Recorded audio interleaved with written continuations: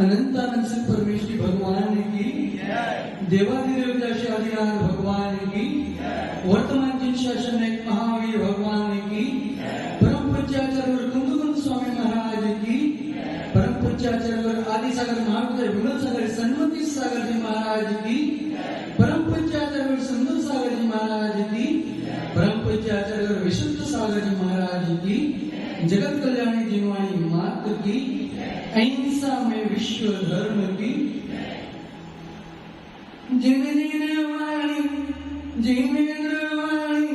सुन ले भैया, जिनवाणी सुन ले भैया, जिनवाणी अल्प बुद्धि से कर रहा हूं स्तन तुम्हारा ही माता, स्तन तुम्हारा ही माता, भूल क्षमा कर देना माता, जिन जिन वाणी जिनेंद्र वाणी सुन ले भैया, जिन वाणी सुन ले भैया, जिन वाणी सबके राग में निज प्रभु को रुला रहा है क्यों ज्ञानी, रुला रहा है क्यों ज्ञानी, राग करना छोड़ो ज्ञानी, जिन जिन वाणी जिनेंद्र वाणी सुन ले भैया, जिन वाणी सुन ले भैया, जिन वाणी।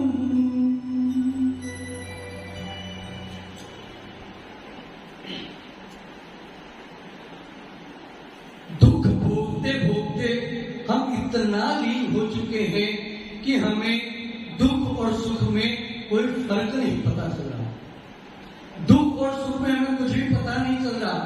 हमने इस पर्याय को, हमने अपनी इस पर्याय का हमें होश ही नहीं है कि हम इस उच्च कुल में जन्मे हैं, जैन कुल में जन्मे हैं, वीतराग शासन में जन्मे हैं, लेकिन इसका हमें होश नहीं है।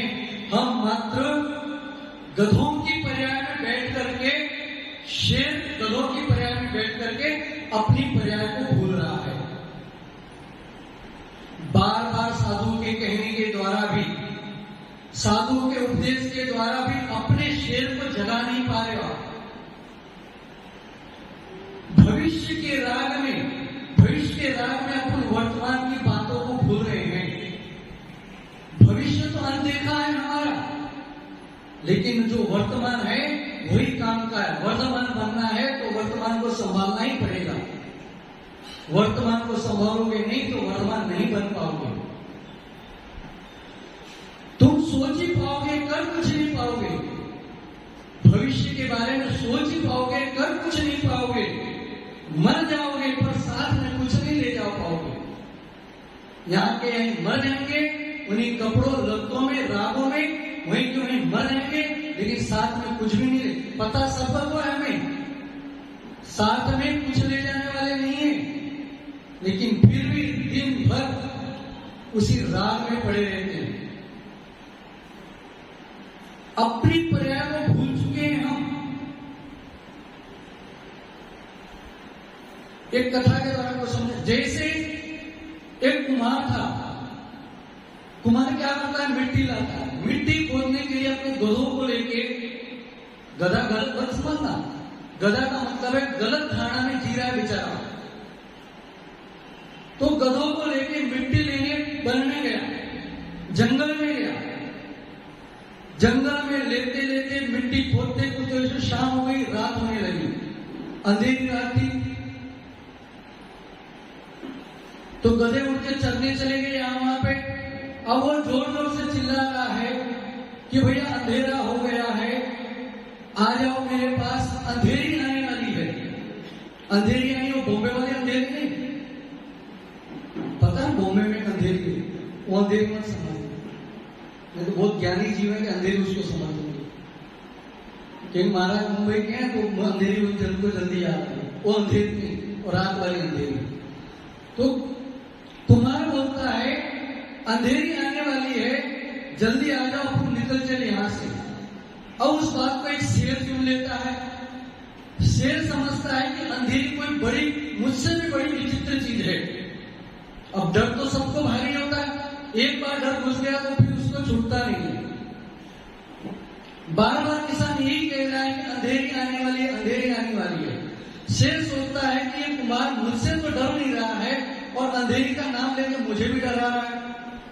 अब उस समय इतना अंधेरा था, एक दूसरे को कुछ सूझ नहीं रहा था, और वहां पर शेर भी था, तो उसने, कुमार ने क्या किया, अंधेरे में उसको परछाई नहीं की, परछाई नहीं की, उसने समझा गधा है, उसके कान पकड़ लिए, किसके, शेर के, और ले चला अपने साथ, और साथ में उसमें मिट्टी के ढेर भी उसको बांध दिए। अब शेर तो बेचारा इतना डरा हुआ था कि उसे पता ही नहीं कि मैं शेर की पर्याय का जीव हूं, अरे मुझे कैसे पकड़ सकता है। लेकिन डर, जैसे आपको डर है ना कि हम महाव्रत पालन नहीं कर सकते, अनुव्रत पालन नहीं कर सकते, रात्रि भोजन का त्याग नहीं कर सकते, ये डर आप में फैला हुआ है ना, बस वैसे उसको डर लगा। नहीं, डर बहुत खतरनाक चीज है। और ले गया, रोज एक क्रिया चलने लगी, रोज उसको, अब शेर इतना डरा हुआ था, अपनी पर्याय को भूल चुका था कि मैं शेर हूं, बस रोज क्रिया होने लगी वैसे। एक दिन क्या हुआ, वैसे क्रिया चल रही थी और वो शेर वगैरह सब गधों के साथ चल रहा था, तो एक चोटी पे अन्य सी शेर वहां पे खड़ा था, उसने जोर से दहाड़ मारी। जैसे उसने जोर से दहाड़ मारी तो ये जो कुमार का जो शेर था, उससे अपनी पर्याय की याद आ गई, अरे मैं किस पर्याय में जी रहा हूं और किस पर्याय का जीव किस पर्याय में जी रहा हूं। तो उसने भी इतनी जोर से दहाड़ मारी कि सारे गधे भग गए। यानी मेरा कहने का तात्पर्य यह है कि आपको आचार्य परमेष्ठी द्वारा जो सिंह है, आचार्य परमेष्ठी सिंह है, उन्होंने एक दहाड़ मारी है, तो आप भी आपके अंदर के सिंह को जगाओ और ऐसी दहाड़ मारो जिस गधे की पर्याय में बैठे हो, उन गधों को छोड़ के इस पर्याय में, पागलों की पर्याय में आ जाओ। किसकी पर्याय में? गधों को छोड़ करके पागलों की पर्याय में आ जाओ। देखो, समझना अच्छे से, आधे मत सुनना, नहीं तो ऐसा होता है कि बनिए लोग बहुत समझदार होते हैं। जैसे अभी दिवाली आने वाली है ना, दिवाली के 2 दिन पहले कौन सा दिन होता है? तेरस, क्या बोलते हैं उसको? धनतेरस। बस ये है बनिए लोग। वो धनतेरस नहीं है, उसका नाम असली है धन्यतेरस। देखिए, हम बनी ऐसे थे, यज्ञ को हटा दिया और धन लगा दिया और रात्र भर में अपना सारा धन निकाल के उसको पूजते हैं। पूजते हो कि नहीं? क्योंकि हमने भी यही किया, डरो मत, इसलिए तो बता पा रहे हैं। और आचार्य सिंह किया नहीं तो क्या बता रहे? तो ये सुनना बरोबर, यानी आपको गधों की पर्याय से निकल करके पागलों की पर्याय में आना ही पड़ेगा। पागल कौन? ये छोटे पागल, इनसे बड़े पागल ये, इनसे बड़े पागल वो बैठे उस तरफ, उनसे बड़े पागल हम, और हमसे बड़े पागल ये, और इनसे भी बड़े पागल जो मंदिरों में बैठे और उनसे भी बड़े पागल जो सिद्ध बन चुके हैं। पागल का तात्पर्य आपका लोक व्यवहार वाला पागल नहीं, जो पापों को गलाने में लगा हुआ है, जो पापों को गलाने में लगा हुआ उसे पागल कहते हैं हमारे आगम के भाषा में। पाखंडी, पापों का खंडन करने में। इसलिए आपको ये चाहिए कि उन गधों की पर्यायों से निकल के इन पागलों के पास आ जाओ। बहुत से जीव ऐसे यहाँ पे बैठे हुए जिनका सब कुछ हो चुका है लेकिन फिर भी घर छोड़ने को तैयार नहीं है। रात को आते हैं भैया बेटे, क्या करे महाराज जी, छूट नहीं रहा है। और ऐसे भी जीव हैं कि जो कर्मों को दोष दे रहे हैं। अरे कर्मों को दोष क्या देना, कर्म तो किए तुमने ही है ना, क्रिया तो तुमने ही की थी, तो कर्मों को क्यों दोष दे रहे हो। कोई तो ऐसा जीव है बैठा होता, क्या करे मोहिनी कर्म ने घेरा। भैया मोहिनी कर्म बांधा किसने, तूने तो बांधा था। यानी मोह के साधन को जब तक छोड़ोगे नहीं, मोह के साधन को जब तक छोड़ोगे नहीं, पालोदा वाले भैया, पालोदा वाले भैया सुन लो, मोह के साधन को जब तक छोड़ोगे नहीं तब तक मोह छूटने वाला नहीं है। घर क्यों छोड़ा जाता है, घर छोड़ने, घर त्यागने के लिए नहीं घर छोड़ा जाता, मोह को त्यागने के लिए घर छोड़ा जाता है। हमने घर क्यों छोड़ा, घर छोड़ते नहीं तो मोह छूटता नहीं। घर में रहते तो उन गधों की पर्याय में बड़े बड़े सड़ते रहते आज तक। इसलिए उठो, आह्वान कर रहे हैं, सिंह आह्वान कर रहा है, अब तो उठो, लेकिन नहीं उठ पा रहे। रोज सुन रहे, आज कितने लगभग 50-55 दिन हो चुके हैं। रोज शेर आह्वान कर रहा, उठो, माता जी आह्वान करे उठो, लेकिन कोई बोलता हमें ज्ञान नहीं। अरे ज्ञान को क्या है, पहले बोले आगम में कहा गया है कि पहले साधु बन जाओ फिर ज्ञान प्राप्त करो, पहले दीक्षा लो फिर शिक्षा लो। शिक्षा बाद में ही ली जाती है, दीक्षा के बाद शिक्षा होती है। उमर भैया, दीक्षा के बाद ही शिक्षा होती है। निज में स्थित हो जाना, पर से हट जाना, यही वास्तविक धर्म है। निज में स्थित हो जाना और पर से हट जाना, यही वास्तविक धर्म है। दूसरे को संभालने वाले करोड़ों मिलेंगे, दूसरे को संभालने वाले करोड़ों मिल जाएंगे, लेकिन स्वयं को संभालने वाले करोड़ों में से एक है। नहीं समझे, जैसे दूसरे को संभालने वाले करोड़ों मिल जाएंगे, अगर कोई गिर रहा है तो उसको संभालने वाले आप हो, लेकिन जो स्वयं में स्वयं से उड़ जाता है ऐसे करोड़ों में से एक होते हैं। जैसे एटा के लाल हमारे बालपन बचे भैया, विकास भैया, विमल सागर की जन्मभूमि, सन्मति सागर की जन्मभूमि के जिनके छोटे लघुनंदन बनने जा रहे हैं, और आपके राजस्थान के इकलौते सागवाड़ा के लाल उमंग भैया, रेण सागर जी के छोटे लघुनंदन बनने जा रहे हैं, ये होते करोड़ों में एक।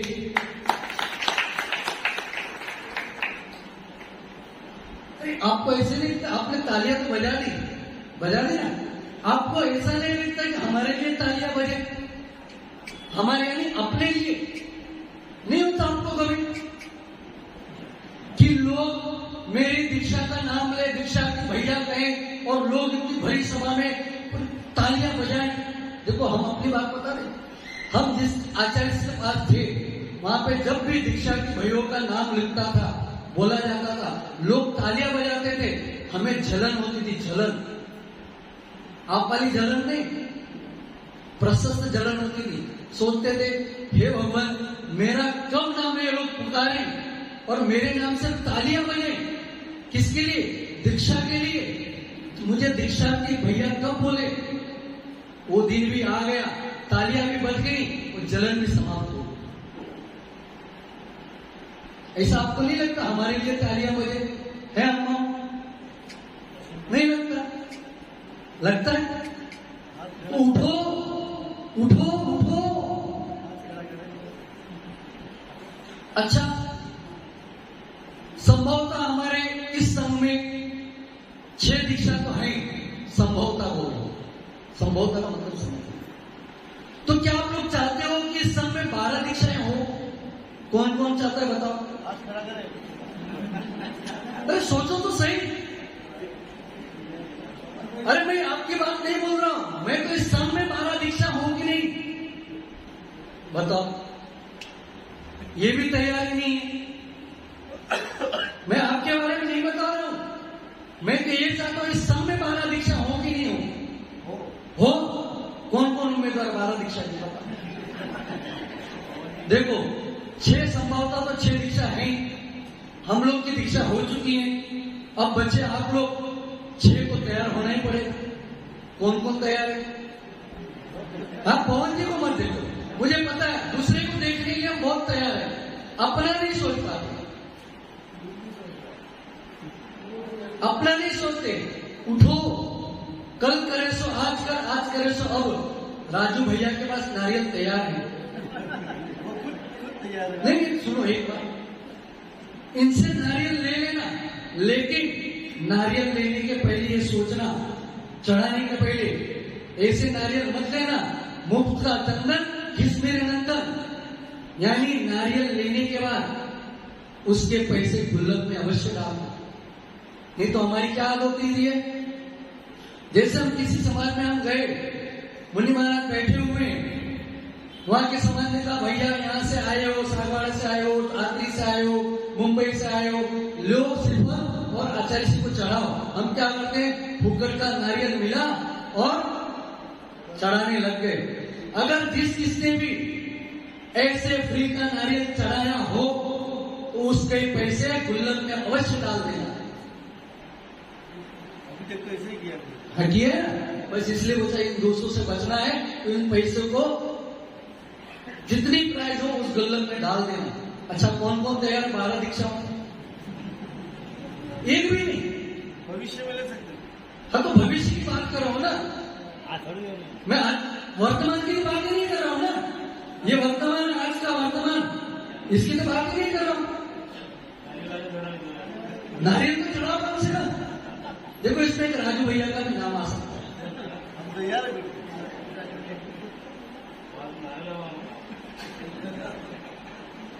पालोदा वाले भैया हैं, उधर से पवन भैया है, पालोदा वाले का नाम भी शायद पवन ही है। देखो, 2 पवन हो गए। और हमारे सब में पवन की बहुत जरूरत है, क्योंकि गर्मी बहुत होती है, तो पवन चलती रहेगी तो थोड़ी ठंडक भी मिलती रहेगी हमें। क्षमा करना जैसे कुछ बुरा लगा हो। वे दिन कहां चले गए? वे दिन आपके कहां चले गए? आप दौड़ते थे, आप दौड़ते थे तो ये जमीन कांपती थी, और अब आप चलते हो तो ये आपके पांव कांप रहे हैं। आप चलते हो तो आपके पांव कांप रहे हैं। सबके दिन एक से नहीं होते और सब दिन एक से नहीं होते।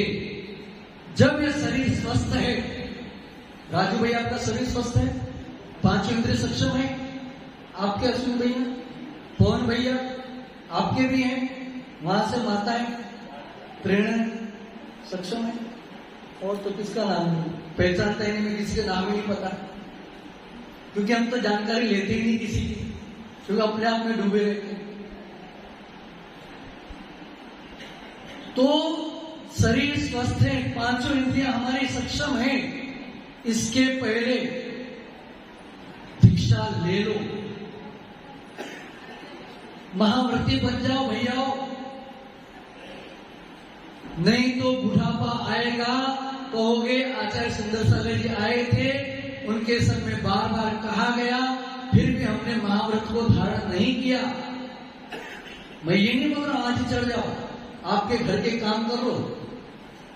अगर बेटा बेटी है तो उनकी शादी करा के ऐसे उठ के मत आ जाना, नहीं तो यहाँ होगे आचार्य को भैया पैसा दो, बेटी बेटी की शादियां करा दी, हम तो बन गए महाराज। ऐसे मत करना।